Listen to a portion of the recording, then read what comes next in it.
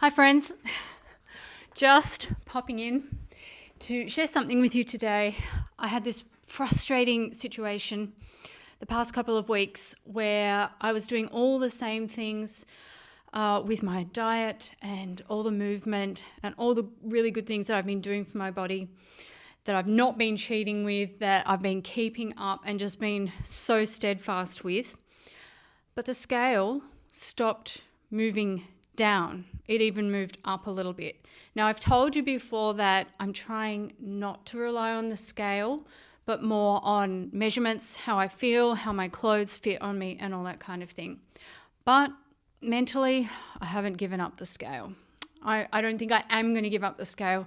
I'm trying to just not use it very often, once a week, no more than that. But it is a hard habit to break. It has been such a part of my life for so long. Anyway, so the scale had started creeping up a little bit. And that is the kind of thing that in the past would have made me say, why on earth am I doing this? I could be having a much easier life, doing easy things, eating what I want, not having to exercise, just not worrying about it. Because what's the point in trying if the scale's going to go up again? That is the past me, and that's what I would have done. And I confess that those thoughts did creep in straight away. And I had to stamp them out and say, no, that's not happening. The scale doesn't always represent what is happening in reality, especially because I have Hashimoto's disease, I'm a perimenopausal woman, and my weight fluctuates all over the place. I know this about myself, so I don't even know why those thoughts creep in, but they still do. Those thoughts of giving up because the scale is not being my friend. I have to get past that and get away from that. And I hope that one day I will be free of that. But instead of giving up, I thought, okay, this is probably just a momentary fluctuation, temporary kind of thing. But I think I'm going to try maybe a couple of different things. Something that I had been looking at previously that I already knew is that I'm getting a lot of carbs from milk.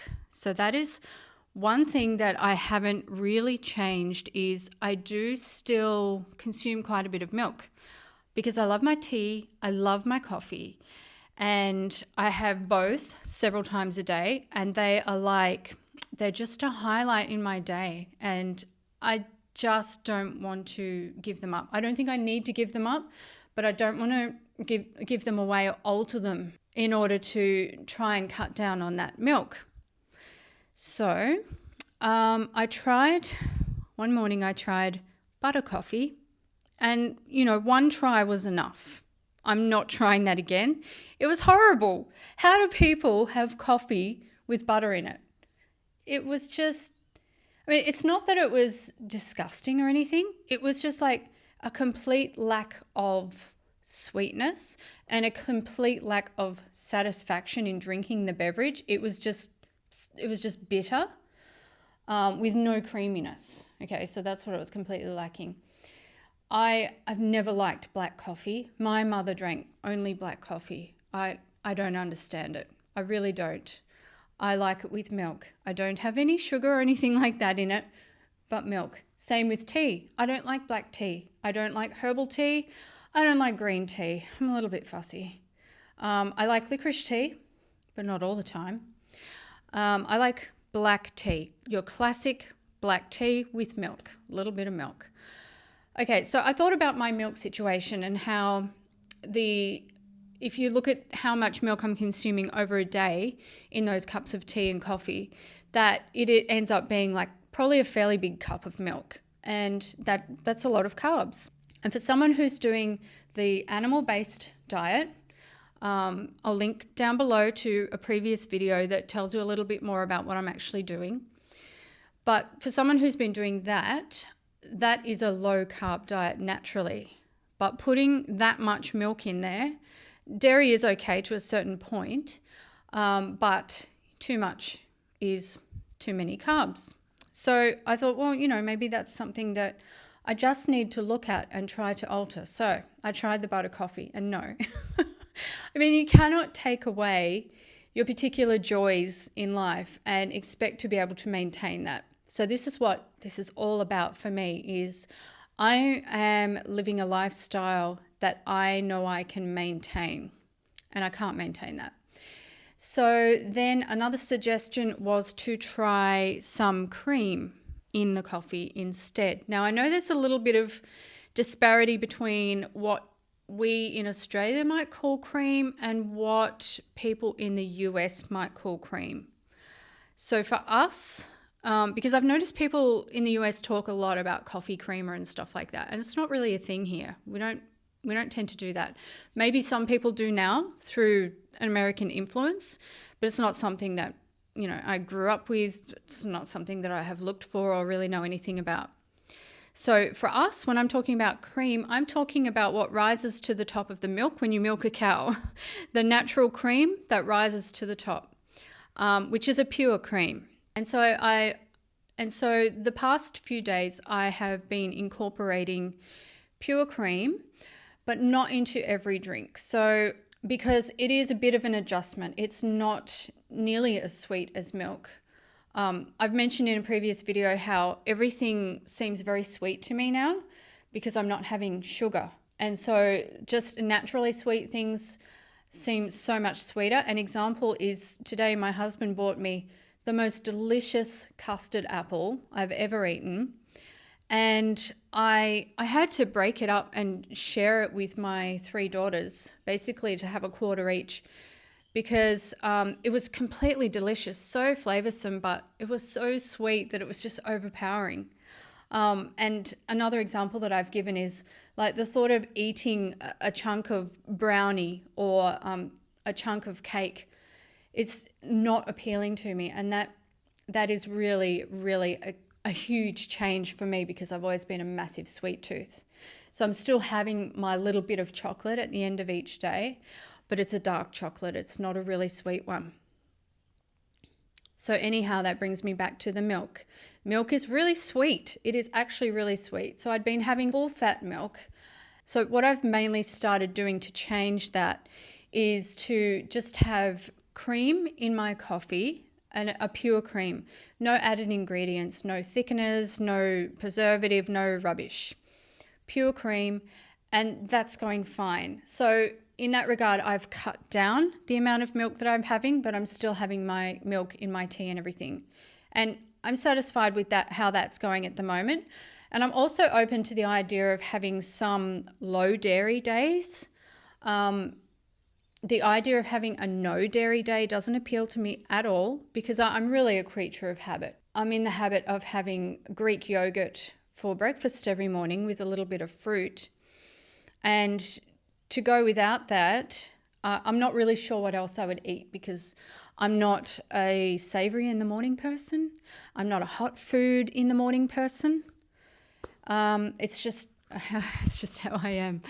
But anyway, so I don't want to give up dairy. But this little adjustment, I think, is a good thing. Now, the second thing that I have made a slight adjustment to try and combat this slight weight creep that I had experienced the past couple of weeks was to change around my meal sizes a little bit so that I'm eating more heavily during the morning and lunchtime, and then my dinner time I'm having something much smaller. And I'm really focusing my protein load on my lunchtime meal. Number one, because that works well for me because I'm usually quite hungry at lunchtime. I'm ready to eat something really sustaining. And obviously, if you have more food earlier in the day, that gives your body more time to metabolize and all that kind of thing throughout the rest of the day. And then I'm finding if I have a protein heavy lunch, something like bacon and eggs, sometimes I'll have ground beef and eggs. I'm a huge egg fan. I love eggs. I eat eggs every day. I'm crazy about them. I love them. And we've got our own chickens and, I know exactly where those eggs are coming from and how fresh they are and all of that good stuff. So yeah, I love eggs. And one thing I've been doing lately is having an egg omelette. I've been using one duck egg, because we have duck eggs at the moment, and one chicken egg, and just those 2 eggs together, and just whisk them up with a little bit of pure cream and then some salt and pepper. And then you can add to that omelette whatever you want. Like I've been adding, we had some feta cheese in the fridge, so I've been adding a little bit of that. This sunlight is gone next level. Let me see if I can fix that. That's a bit better now. It's not shining in my eyes and probably glaring at you. Sorry about that.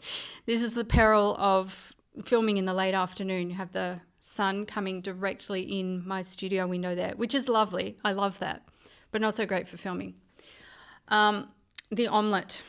So you can add in whatever you want. I've been crumbling in a little bit of feta. Sometimes I'll put in some parmesan, and the whole omelette gets cooked in butter. And so you barely need any salt.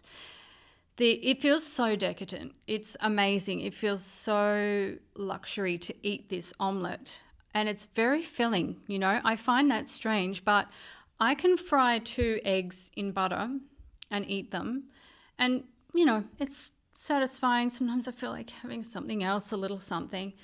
But I make this omelette with the same 2 eggs. So that little bit of cream, a little bit of cheese is incredibly satiating. Like it's very filling and keeps me going for a long time. And so if I have a protein heavy lunch like that, then at dinner time, I don't actually feel like eating very much. I could eat a meat patty or a couple of meat patties or a little bit of vegetable, or just almost like what I would have once considered a snack size rather than a meal. And it suits me fine. And then I don't need to eat anything else for the rest of the day, except my little square of chocolate as a must have. So anyway, I made those 2 changes. Number 1, the dairy, the milk. Number 2, which is a very small change, just a couple of drinks a day that I've altered that to the pure cream. And the second one is to switch around the bulk of food that I'm eating throughout the day to making it earlier in the day rather than later. And the scale's going down again. So today is the 9-week anniversary of my health reset.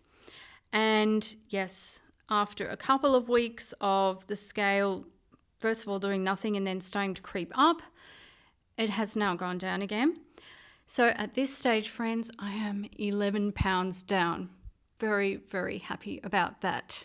So I hope that things are going well for you as well. And I hope that this is really inspiring to you, just to think about the things that you're doing a little differently. There's a lot of things that I have tweaked over these 9 weeks. A lot of things that I haven't shared here yet, but I intend to. And getting your comments saying that you are finding these videos inspiring and that you are trying to start your own health journey yourselves. I just love to hear about that, because it's so much better together, isn't it? Like if we all feel completely on our own, it's just so hard. Having a supportive community can make all the difference. So thank you all, and I will see you really soon.